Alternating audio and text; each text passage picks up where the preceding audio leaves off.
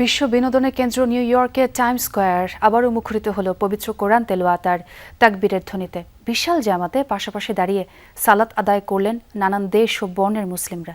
ছিল ইফতার আয়োজনও, বিনামূল্যে খাবার বিতরণ করা হয় দুস্থদের মাঝে। পঞ্চমবারের মতো এমন আয়োজন করতে পেরে নিউ ইয়র্ক সিটি কর্তৃপক্ষের প্রতি কৃতজ্ঞতা জানিয়েছে আয়োজকরা।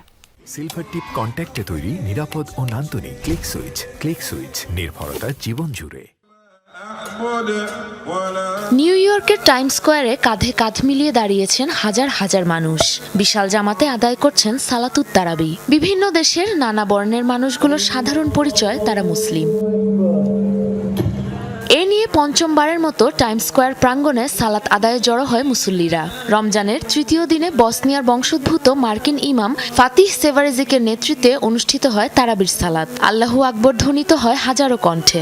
নামাজ আদায়ের ফাঁকে ফাঁকে স্পিকারে হয় কোরআন তিলাওয়াত, অনুবাদ করা হয় ইংরেজিতেও। পঞ্চমবারের মতো এই আয়োজন করতে পেরে আমরা অত্যন্ত আনন্দিত। নিউ ইয়র্ক সিটি কর্তৃপক্ষ আমাদের এবছর আবার অনুমতি দিয়েছে, সেজন্য কৃতজ্ঞ।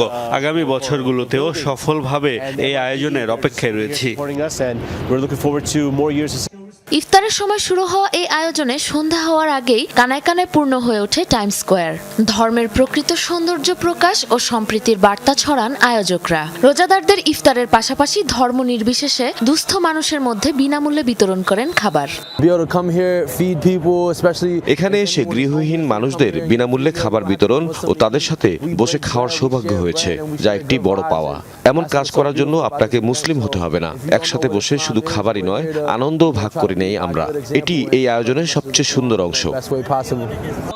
খুতবায় বিশ্বের মুসলিমদের সাম্প্রতিক অবস্থা নিয়েও হয় আলোচনা। ফিলিস্তিনি, সিরিয়ান থেকে শুরু করে সকল নিপীড়িত মুসলিমদের জন্য বিশেষ দোয়া করা হয় জমায়েতে। সাবরিনা নুসরাত, যমুনা নিউজ।